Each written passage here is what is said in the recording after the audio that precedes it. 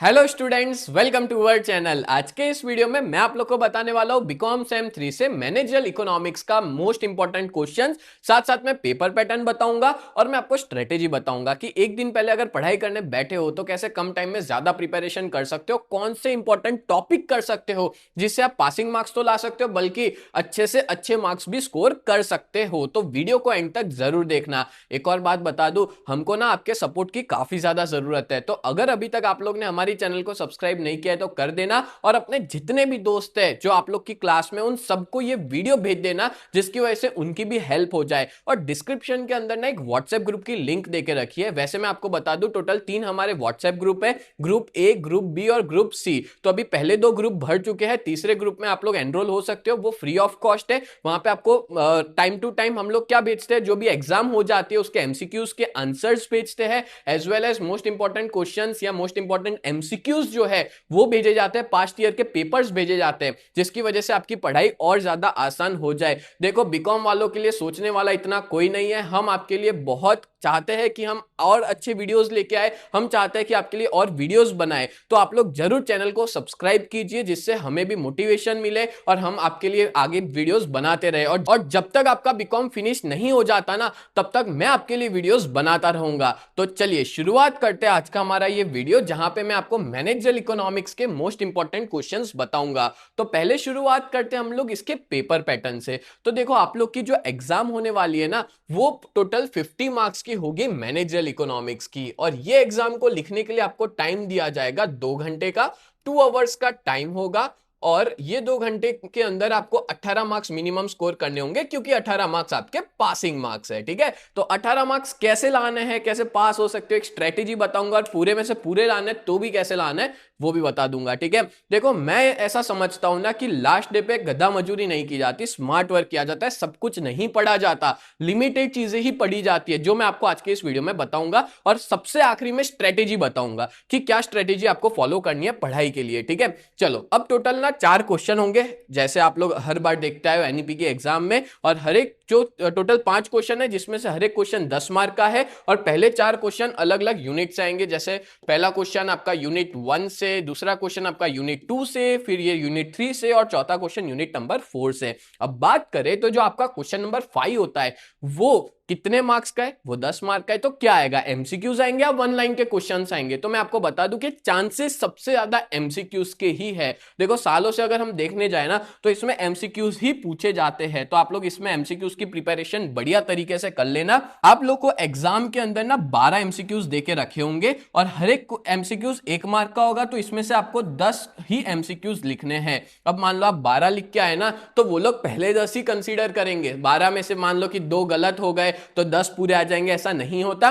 पहले 10 जो लिखे हैं ना, वही कंसीडर किए जाते हैं। तो 10 ध्यान से आप लोग लिख के आना। अब एमसीक्यूज की जिम्मेदारी आपको पता ही है, वो हमारी है। ठीक है, मैं जिम्मेदारी लेता हूं कि आपके 10 मार्क पूरे में से पूरे दिलवाऊंगा। कैसे, तो आप लोग को डिस्क्रिप्शन में जो ग्रुप है उसमें तो मैं पीडीएफ भेज दूंगा एमसीक्यूज की। इसके अलावा आप लोग हमारे ऐप पे जाके भी डाउनलोड कर सकते हो। ठीक है, और वो पीडीएफ जो है वो फ्री है, सभी लोग उसमें से पढ़ सकते हैं। उस एमसीक्यूज की पीडीएफ में से अभी तक जितनी भी एग्जामें हुई है ना, काफी क्वेश्चंस उसमें से देखने को मिले हैं। बट ये वाला जो सब्जेक्ट है उसमें एमसीक्यूज की जो पीडीएफ है उसमें से तो मिलेगा, साथ साथ में बीच में से भी पूछ सकते हैं। तो टोटली मैं नहीं कहूंगा 100% आएगा, हाँ, बट काफी क्वेश्चंस आपको उसमें से देखने को मिलेंगे। एज वेल एज एक बार पास्ट ईयर का पेपर भी कर लेना 2024 का, वो भी मैं आपको भेज दूंगा, जिससे आपकी प्रिपरेशन बढ़िया तरीके से हो जाए। तो देखो, मैं ये ट्राई कर रहा हूं कि आपके ये 10 मार्क पक्के हो जाए। ठीक है, 10 मार्क आपके पक्के हो गए, अब बचे 8 मार्क पासिंग के लिए। तो 10 मार्क यहां क्लियर हो गए। अब एक एक करके देखते हैं कौन से चैप्टर में किस तरह से क्वेश्चन पूछा जाएगा।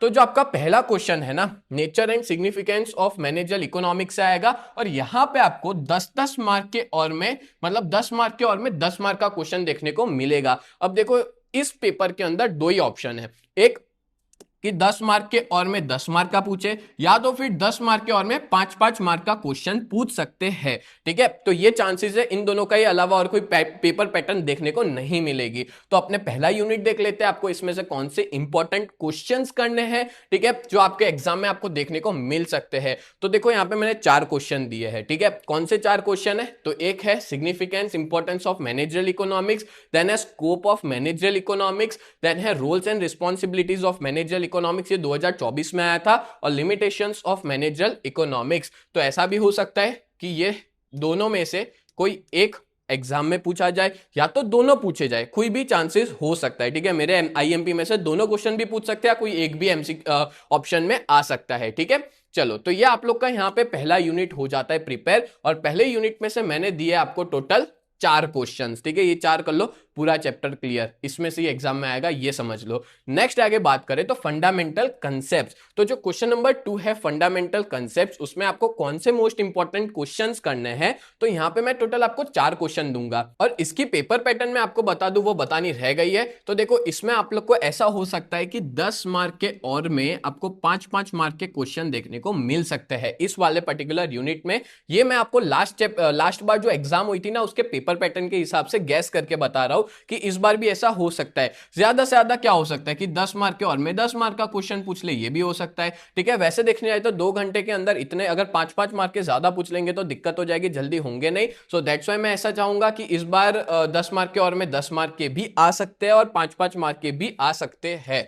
ठीक है, तो देखो 4 क्वेश्चन है। तो यूनिट 2 में फंडामेंटल कंसेप्ट में आपको करना है, आपको concept of opportunity cost, equi marginal concept, और ये लास्ट टाइम 2024 में आया था, रिस्क एंड अनसर्टेनिटी। ठीक है, और लास्ट है डिस्काउंटिंग कंसेप्ट। अच्छा, अब मैंने जैसे कि बताया कि 10 मार्क के और में जो 5-5 मार्क का पूछा जा सकता है, तो सोचो इसमें से 3 क्वेश्चन आ गए, या तो एक 10 मार्क का भी आ गया तो भी अच्छा है ना, या तो 2 5-5 मार्क के पूछे गए इसके अंदर से, तो आपका पूरा यूनिट क्लियर हो जाएगा यहाँ पे। और मैं ये कह सकता हूं कि इसमें से डेफिनेटली आएगा ही आएगा, कोई और ऑप्शन है नहीं। और सब कुछ लेके मत बैठना, मैं जो आईएमपी दे रहा हूं ना वो पहले प्रीफर करना, फिर जाके और टाइम बचता है तो और कुछ आप कर सकते हो। ठीक है, मोस्ट इंपॉर्टेंट क्वेश्चंस ही मैं दे रहा हूं जो आने वाली एग्जाम में आपको काम आ सकते हैं, वही देखने को मिल सकते हैं। देन बात करें आपका जो यूनिट नंबर 3 है, एस्टिमेशन ऑफ डिमांड। ये वाला जो यूनिट है, इसके अंदर भी आपको ऐसा भी हो सकता है कि 5-5 मार्क के और में 10 मार्क का, मतलब बात तो वही हुई।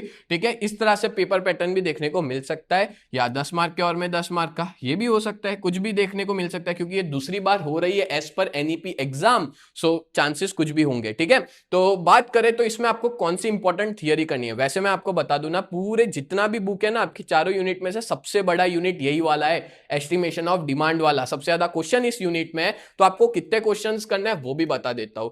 ठीक है, अच्छा बात करूं तो ये वाले यूनिट में से काफी सारे वीडियोस हमारे ऐप पे अवेलेबल है, तो अगर आप लोग ने सब्सक्रिप्शन ले रखा है ना, तो आप लोग को इसमें से काफी वीडियोस देखने को मिल जाएंगे। ठीक है, तो पहला है एस्टिमेशन ऑफ डिमांड में टाइप्स ऑफ डिमांड, देन है elasticity and meaning and types of demand. अच्छा, ये टाइप्स ऑफ डिमांड वाला लास्ट टाइम पूछा गया था, कंज्यूमर गुड्स, प्रोड्यूसर गुड्स, उसके डिफरेंस बताओ, तो डिफरेंस पूछे गए थे। ठीक है, तो ऐसा जरूरी नहीं है, इसके अंदर से भी निकाल के क्वेश्चन आ सकता है। ठीक है, पूरा टॉपिक तो पूछ सकते हैं बट अंदर का भी क्वेश्चन आ सकता है। Then price elasticity of demand, meaning and types, ये भी 2024 में पूछा गया था। पता है आपको, ये सबसे इंपॉर्टेंट क्वेश्चन है। आप लोग ने ना ये टॉपिक अपने 11th में भी पढ़ा होगा, और 11th के अंदर भी ये सबसे इंपॉर्टेंट था डिमांड वाले चैप्टर में। देन है factor affecting price elasticity of demand, then है income elasticity of demand, meaning and types, then है cross elasticity of demand, meaning and types, then है advertising elasticity of demand, meaning, factors और usefulness. तो इस तरह से 7 question है उस पूरे चैप्टर में। अच्छा, ये सारे क्वेश्चंस की प्रिपरेशन आपको कहां से करनी है वो भी मैं आपको बता देता हूं।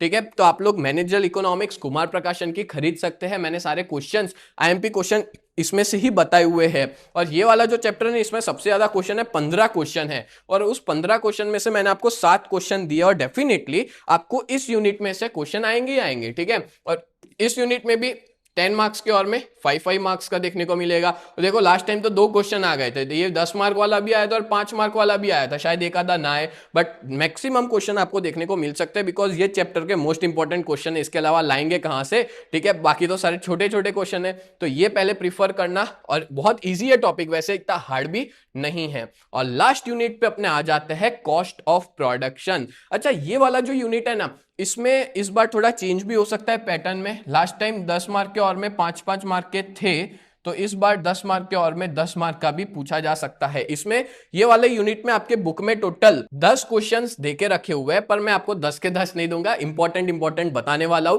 ठीक है, तो चलो देखते हैं कौन से इंपॉर्टेंट क्वेश्चन है इस वाले यूनिट में। तो यूनिट नंबर 4, जिसमें से मैंने आपको 5 क्वेश्चंस दिए और 2 क्वेश्चन तो ऑलरेडी लास्ट ईयर पूछे गए थे। ठीक है, जिसमें 10 मार्क के और में 5-5 मार्क का आता है। तो देखो, एक है प्रोडक्शन का मीनिंग और कैरेक्टरिस्टिक्स कर लेना, ये लास्ट टाइम नहीं पूछा गया था, पर मेरे को ऐसा लगता है कि इस बार शायद क्या पता आ जाए। Then production cost. अच्छा, ये प्रोडक्शन कॉस्ट में ना काफी सारी अलग अलग टाइप्स की कॉस्ट है, वो सारी कॉस्ट के टाइप्स कर देना। जैसे ये लास्ट टाइम ये नहीं आया था प्रोडक्शन कॉस्ट, बट इसके अंदर ना मार्जिनल कॉस्ट और एवरेज कॉस्ट ये दोनों आए थे और इन दोनों के बीच की रिलेशनशिप बतानी थी। ठीक है, तो वो इसका ही अंदर का क्वेश्चन हो गया। देन बात करें तो direct cost and indirect cost, ये लास्ट टाइम आया था। Explicit and implicit cost, incremental and marginal cost. ठीक है, तो ये आप लोग के क्वेश्चन हो सकते हैं मोस्ट इंपॉर्टेंट वाले। और देखो, एग्जाम के एक दिन पहले बना रहा हूं तो चांसेस यही है कि ज्यादातर क्वेश्चन इसमें से देखने को मिल सकता है, क्योंकि पेपर ऑलरेडी बन चुके हैं। ठीक है, तो चलो अब आगे मैं बात करूं तो आपको कौन से यूनिट प्रिपेयर करने चाहिए लास्ट मोमेंट के लिए। ठीक है, देखो पहले 2 यूनिट में तो मैंने आपको 4-4 क्वेश्चन ही दिए, इसमें मैंने थोड़े ज्यादा क्वेश्चन दिए थे 7, और इसमें मैंने 5 क्वेश्चंस दिए। अब मैं प्रीफर करूंगा कि आप लास्ट मोमेंट पे, देखो सब कुछ लेके नहीं बैठ सकते आप ना, गिने चुने यूनिट अच्छे से कर लो। अच्छे से मतलब कि उसके कोई भी क्वेश्चन पूछा जाए ना आपको आना चाहिए, उस तरह से आप पूरा प्रिपेयर कर लो। तो 10 मार्क तो यहां प्रिपेयर हो गए। अब मैं आपको प्रीफर करूंगा कि आप लोग एक तो यूनिट नंबर 1 कर सकते हो। ठीक है, हाँ अगर आप लोग का 11th पक्का है, अगर आप लोग ने 11th बहुत अच्छे से किया है ना, तो मैं प्रीफर करूंगा, भले इसमें 7 क्वेश्चन है पर आपको मजा आएगी और बहुत इजी भी लगेगा। ऐसे ये वाला चैप्टर है इजी, ठीक है, बट थोड़ा लेंदी है, ऐसा समझ लो। तो अगर आपका 11th अच्छा है तो आप ये करना, 3 और 4 कर लेना, तो आपके 11th के हिसाब से ही चैप्टर्स है, तो आपको बहुत मजा आएगी। और अगर आप कम क्वेश्चंस करना चाहते हो और अच्छे से करना चाहते हो तो मैं प्रीफर करूंगा आप पहला वाला कर लीजिए, दिस वन, एंड नंबर 2 ये वाला, ये दोनों कर लो, बहुत बढ़िया तरीके से मार्क्स स्कोर कर लोगे। और अगर आपने सब्सक्रिप्शन लिया हुआ है हमारा, तो मैं प्रीफर करूंगा कि 3 और 4 पहले करना। ठीक है, सब्सक्रिप्शन वाले बच्चों के लिए 3-4 इसलिए मैं बोल रहा हूं क्योंकि इसके सारे वीडियोस जो है वो अवेलेबल है, और ये दोनों यूनिट के अवेलेबल नहीं है, ये दोनों के है। तो ये दोनों यूनिट पहले फिनिश करना, फिर टाइम बचता है तो आप लोग 1 और 2 कर सकते हो। बट अगर आपने सब्सक्रिप्शन नहीं लिया हुआ है तो आप लोग ना 1 और 2 ही प्रीफर करना, क्योंकि इसमें कम क्वेश्चंस दिए हुए हैं। बोलो क्लियर हो गया? तो आज का ये वीडियो मैंने आपको पूरा डिटेल में एक्सप्लेन किया है कि कौन से इंपॉर्टेंट क्वेश्चंस आपके एग्जाम में आएंगे, साथ साथ में कौन से पेपर पैटर्न रहेगी और क्या स्ट्रेटेजी रहेगी लास्ट दिन पे अगर आप ये वीडियो देख रहे हो तो उम्मीद करता हूं ये पूरा वीडियो आपको बहुत ज्यादा हेल्पफुल रहा होगा। और ऐसे वीडियोस देखने के लिए आप लोग जरूर चैनल को सब्सक्राइब कीजिए। और आपका नेक्स्ट सेम 4 आने वाला है, अगर आप लोग ने हमारा सब्सक्रिप्शन नहीं लिया है तो मैं रिक्वेस्ट करता हूं आप सभी लोग से आप सब्सक्रिप्शन लीजिए, और जिसकी वजह से आपका जो रिजल्ट है ना वो अच्छा खासा बढ़ेगा। अगर आप फेल हो रहे होंगे तो पास हो जाएंगे, अगर पास हो रहे तो अच्छा स्कोर कर सकते हो। ठीक है, काफी हेल्पफुल है हमारा सब्सक्रिप्शन, और खास करके इंग्लिश मीडियम वाले बच्चों के लिए तो बहुत ज्यादा हेल्पफुल है। तो जरूर हमारे बैच में आप लोग ज्वाइन कीजिए और ऐसे ही हमारे वीडियोस देखते रहिए। तो मिलते हैं नेक्स्ट वीडियो में, तब तक के लिए bye and thank you so much.